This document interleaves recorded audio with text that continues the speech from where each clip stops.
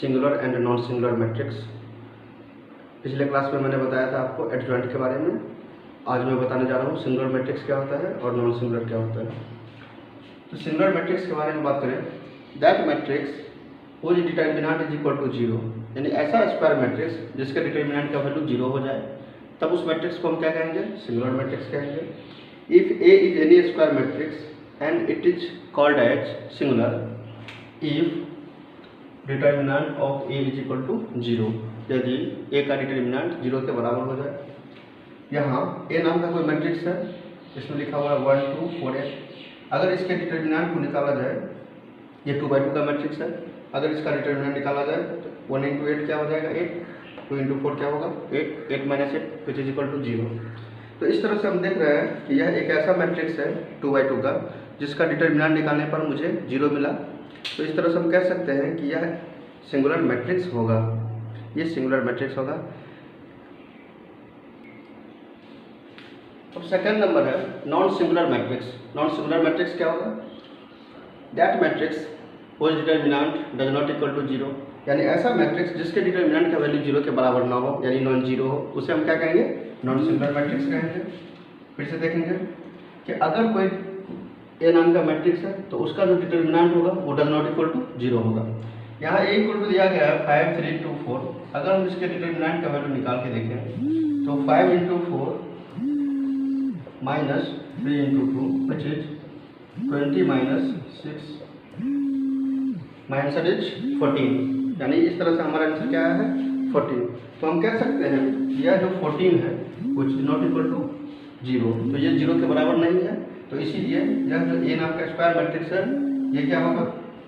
Non singular. ये क्या है? नॉन सिंगुलर है। अगर वो डिटर्मिनेंट उसका 0 के बराबर हो जाता तो हम कह सकते थे कि वो एक सिंगुलर मैट्रिक्स होगा।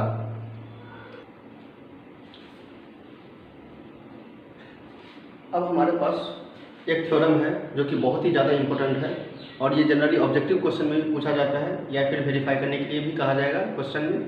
तो इस थ्योरम में कहा गया है कि if A is any square matrix जिसका ऑर्डर दिया गया है n, अगर मान लेते हैं कि ए नाम का कोई स्क्वायर मैट्रिक्स है जिसका ऑर्डर n है, n के जगह पे कुछ भी हो सकता है, चाहे वो ऑर्डर 3 हो 2 हो 4 हो, उससे कोई मतलब नहीं है। तो अगर ए नाम का कोई स्क्वायर मैट्रिक्स है जिसका ऑर्डर क्या है? n है, तो इस आइडेंटिटी के हिसाब से ये चीज़ वेरीफाई हो जाएगा। a into adjoint of a is equal to adjoint of a into a which is equal to determinant of a into i। फिर से समझेंगे इसे। जो मैट्रिक्स a है उसको ऐसे ही रखना है और इस a नाम के मैट्रिक्स का हम क्या निकालेंगे? एडजॉइंट। वो चीज़ इक्वल होगा adjoint of a into a और ये इक्वल होगा determinant of a into i, जहाँ पे i क्या है? यूनिट मैट्रिक्स या identity matrix of same order. यानी अगर पहले a का ऑर्डर n था तो यहाँ पे जो आइडेंटिटी मैट्रिक्स हम लेंगे उसका भी ऑर्डर n ही होगा, यानी ऑर्डर सेम रहेगा। तो a, इस बात को ध्यान रखना है, remember it. a adjoint of a is equal to adjoint of a into a which is equal to determinant of a into i, where i is any identity matrix और unit matrix.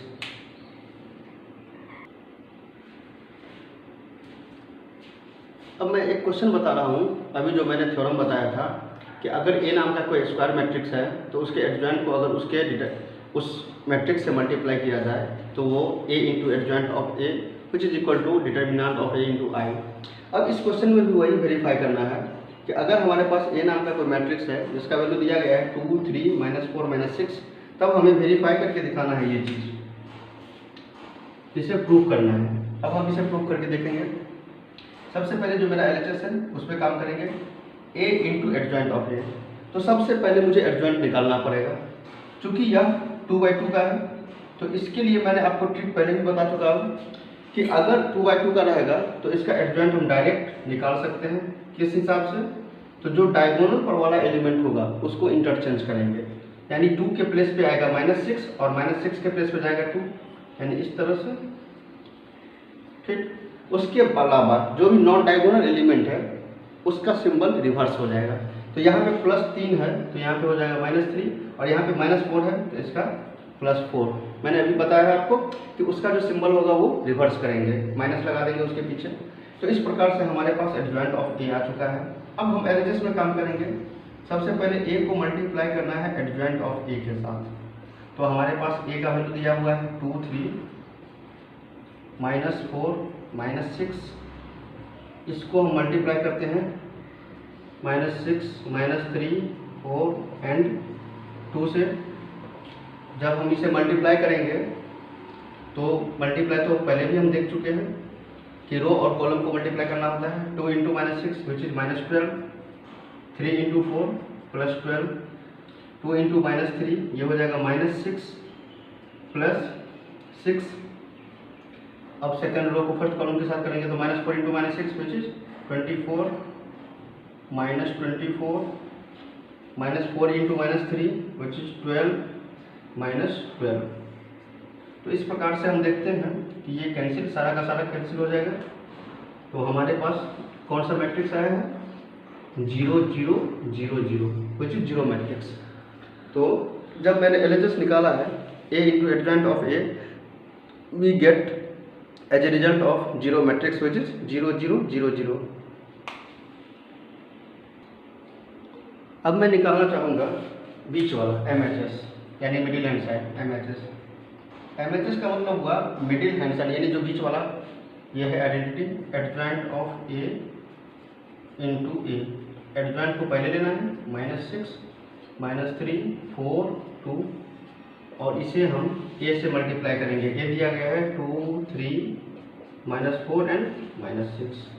अब इस दोनों को multiply करके देखते हैं तो ये हो जाएगा -6 × 2 -12, -3 × -4 विच is 12, -6 × 3 which is -18, +18, 4 × 2 8 -8, 4 × 3 which is 12 -12।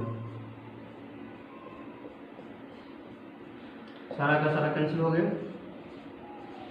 We get 0 0 0 0 which is also a 0 matrix. तो एलएचएस और बीच वाला जो था एमएचएस, ये दोनों अभी फिलहाल प्रूफ हो चुका है। अब सबसे पहले हम सोच रहे हैं कि इसका आरएचएस प्रूफ करके देखते हैं। तो आरएचएस में क्या है? डिटर्मिनेंट ऑफ ए इंटू आई। तो सबसे पहले डिटर्मिनेंट निकालना होगा। तो 2 को -6 से मल्टीप्लाई करेंगे तो -12 होगा। फिर माइनस का सिंबल डालेंगे, -4 × 3 विच इज -12, -12 +12 0। ये हमारे पास क्या आ गया? 0। अब आइडेंटिटी, चूंकि ये 2/2 का है तो इसका जो आइडेंटिटी मैट्रिक्स होगा 1 0 0 1 होगा। अब इसके हिसाब से चलेंगे राइट साइड। क्या कहता है? डिटर्मिनेंट ऑफ ए को आई से मल्टीप्लाई कीजिए। डिटर्मिनेंट ऑफ ए हमारे पास है 0 और आइडेंटिटी मैट्रिक्स होगा 1 0 0 1।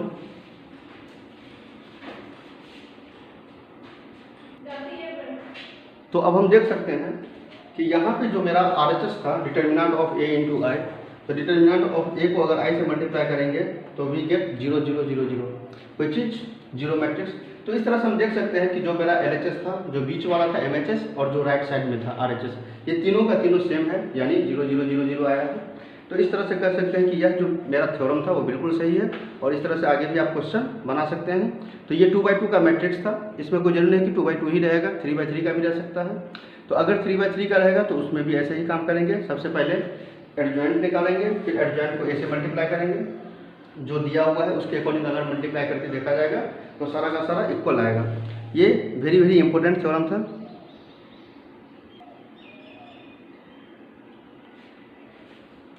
एक थ्योरम और है, ये भी बहुत ही इंपॉर्टेंट है क्योंकि इस पर क्वेश्चन आया हुआ है आपकी एक्सरसाइज में। If A is a square matrix of order n, अगर हमारे पास ए नाम का कोई स्क्वायर मैट्रिक्स है जिसका ऑर्डर एन है, देन एडजॉइंट ऑफ ए यानी डिटर्मिनेंट ऑफ एडजॉइंट ऑफ ए, इसका मतलब ये हुआ कि सबसे पहले मुझे एडजॉइंट निकालना पड़ेगा, उसके बाद फिर इसका डिटर्मिनेंट निकालना होगा, और ये इक्वल होगा किसके? डिटर्मिनेंट ऑफ ए का पावर n-1। यानी अगर यहाँ पे ऑर्डर n है, जैसे 3/3 का मैट्रिक्स है, तो यहाँ पे डिटर्मिनेंट ऑफ ए का पावर 2 हो जाएगा। अगर यहाँ पे 4/4 का मैट्रिक्स है तो यहाँ पे डिटर्मिनेंट ऑफ ए का पावर 3 हो जाएगा। यानी जितना भी ऑर्डर रहेगा ए नाम के मैट्रिक्स का, इसके ऑर्डर में एक कमी हो जाएगा, यानी एक कम हो जाएगा। अगर यहाँ पे ऑर्डर n है तो यहाँ पे n-1, अगर यहाँ पे ऑर्डर 3 होगा तो यहाँ पे 3-1 विच इज 2। समझे? तो इस तरह से यह थ्योरम है कि एडजॉइंट ऑफ ए निकालेंगे, उसका डिटर्मिनेंट निकालेंगे, और जो कि इक्वल होगा किसके, determinant of A power n-1, यानी उसका पावर एक कम हो जाएगा। तो इस तरह से हम देख सकते हैं कि एक क्वेश्चन है एक्सरसाइज 4.5। एक्सरसाइज 4.5 में क्वेश्चन नंबर 17,